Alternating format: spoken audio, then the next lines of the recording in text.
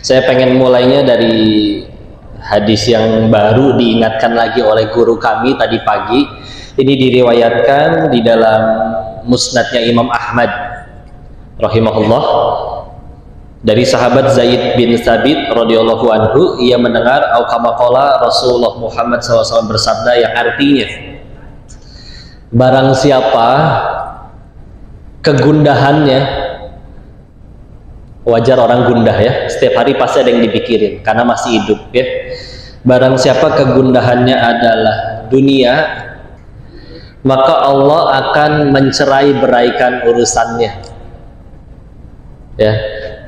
Jadi wah repot, perkara yang mungkin harusnya selesai setengah jam bisa 2 hari nggak beres-beres ya. Menjadikan kefakiran ada di kedua pelupuk matanya ya, nggak pakai kata miskin ya, karena nanti tolong bedakan fakir sama miskin. Miskin itu misalkan gajinya 1 miliar tapi kebutuhannya per bulan 1,5 miliar, miskin ya. Jadi masih punya penghasilan ya, miskin itu. Kalau fakir nggak bisa apa-apa kalau nggak dibantu pihak lain ya. Contoh, buat makan harus disuapin ya, buat untuk berjalan juga harus ditolong orang ya. Dan ia tidak akan mendapatkan dunia kecuali menurut yang sudah Allah tentukan untuknya. Ya, tetap ada yang tetap bisa dapat, tapi ya karena Allah udah nentuinnya segitu, jadi bukan sesuai target kita.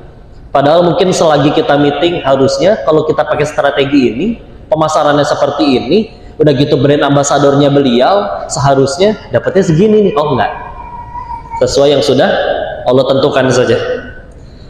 Ada lanjutannya, man, barang siapa yang niat tujuan hidupnya adalah akhirat, Allah akan di sini menggunakan kata merekatkan.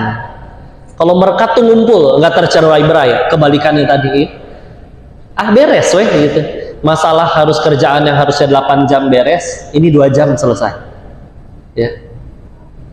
Sehingga menjadikan kekayaan ada di hatinya, dan dunia akan mendatanginya dalam keadaan hina. Hati-hati, ada yang begitu ngelihat hadis ini tuh seolah-olah kayak, yuk kita resign yuk satu gedung kantor. Oh enggak ya, enggak gitu juga ya. Karena ini bapak kalau ada yang dari tadi bangun setelah subuh terus berangkat ke sini niatnya, aku pengen cari nafkah halal untuk anak istriku. Padahal kerjaannya di kantor nggak buka Quran, enggak ya meeting lah, ya buka laptop lah, tapi dari awal niat berangkatnya seperti itu. Bismillah, itu juga amal soleh. Di jalan ada apa-apa wafat duluan, kami meyakini itu juga yang termasuk syahid Khatimah insya Allah ya.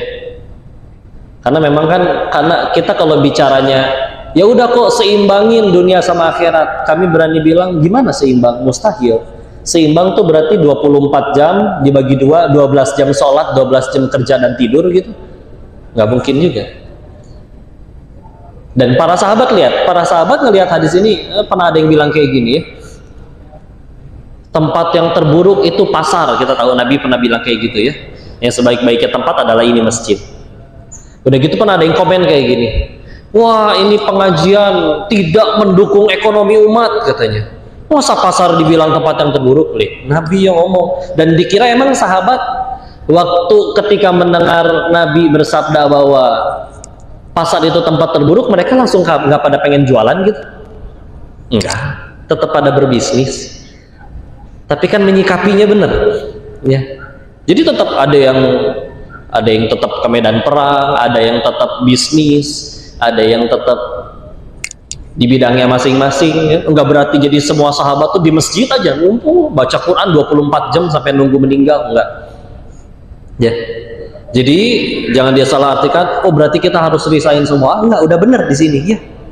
Karena memang ada yang harus kerjanya ya. Habib Nurmagomedov misalkan, kalau misalkan kerja kantoran mungkin tidak sebesar sekarang manfaatnya bagi dunia, tapi memang jagonya bela diri, dan setiap kali menang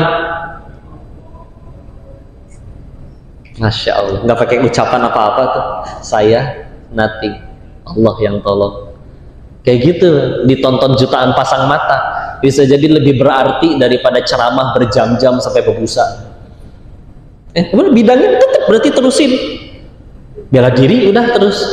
Ya, Muhammad Salah kalau kerja di kantor seperti di sini misalkan ngelamar kerja di sini, mungkin dampaknya tidak seperti beliau jadi pemain bola. Tapi ada orang pengen jadi atlet atau pengen jadi seperti Habib, baru ronde pertama udah KO. Oh, ternyata lebih bagus di sini kerja di kantor. Dia dapat penghasilan, biar bisa bayar zakat dan lain-lain. Oh, berarti bagusnya memang kerja di kantor. Ada bidangnya masing-masing. Karena jalan ke surga ya banyak macam-macam. Dunia datang dalam keadaan hina. Orang hina itu gimana sih? Tolong saya injek saya aja nggak apa-apa, tolong. Tapi kadang kalau ketemu guru-guru kami yang kami tahu kualitas ibadahnya dan kami kenal bahkan sebelum viral untuk ukuran dunianya, ibadahnya seperti itu, ilmunya seperti itu, lalu akhirnya Allah naikkan ke permukaan. Orang datang bawa cash, ini ada 10 miliar, tolong diterima, pengen jadi amal. Ya. Ada yang sampai disuruh pulang lagi tuh. Mohon maaf, santrinya masih sedikit, donatur terlampau banyak, takut kami nggak amanah, bawa pulang aja. Nangis-nangis, tolong. Saya sejauh ini baru sadar bahwa harta saya itu bukan nikmat, tapi ujian.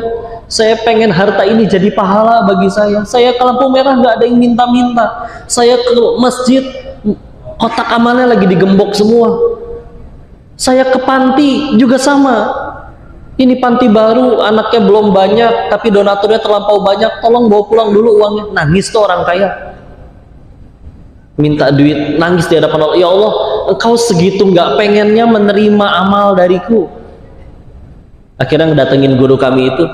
Ini, tolong terima, tolong kami mohon, tolong terima. Di saat orang luar biasa, izin. Waktu hidup tinggal di Thailand, ada yang bela-belain jadi apa istilahnya? Saya nyebutnya hybrid tuh ya, ngerti ya hybrid? Ya cewek bukan, cowok juga bukan gitu. Ya. Orang Jawa bilangnya Laura, lanang ora, wadon ora. Ya. Ikan bela-belain loh, Masya Allah, na'udzubillah. Ada yang bela-belain jadi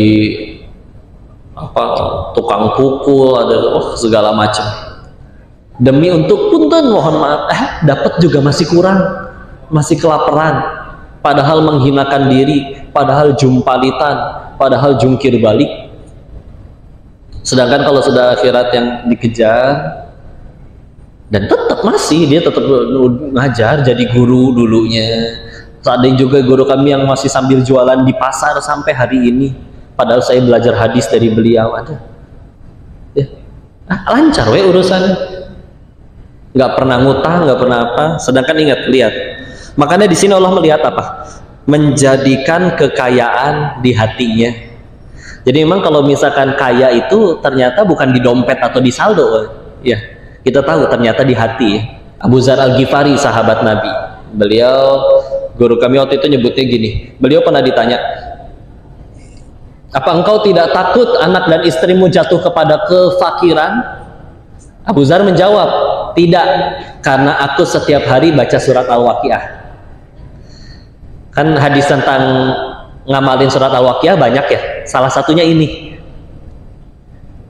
Tapi ingat tidak bahwa di antara semua sahabat, Abu Dzar Al-Ghifari itu punten bisa dibilang untuk ukuran ekonominya yang ya sederhana lah, bahkan ya beliau lebih memilih untuk nggak punya harta. Abu Dzar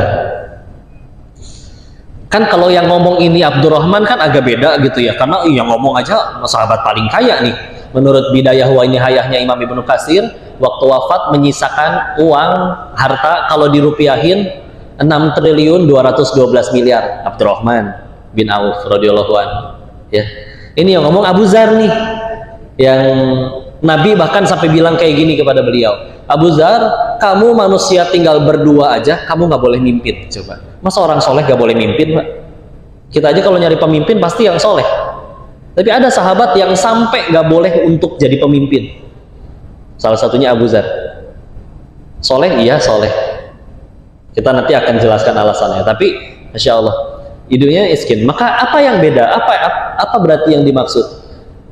Sedangkan kita kan kalau misalkan baca Al-Waqiah, pernah nanya ke ibu-ibu, Bu rajin ya Bu baca Al-Waqiah? Iya, biar dagangannya rame.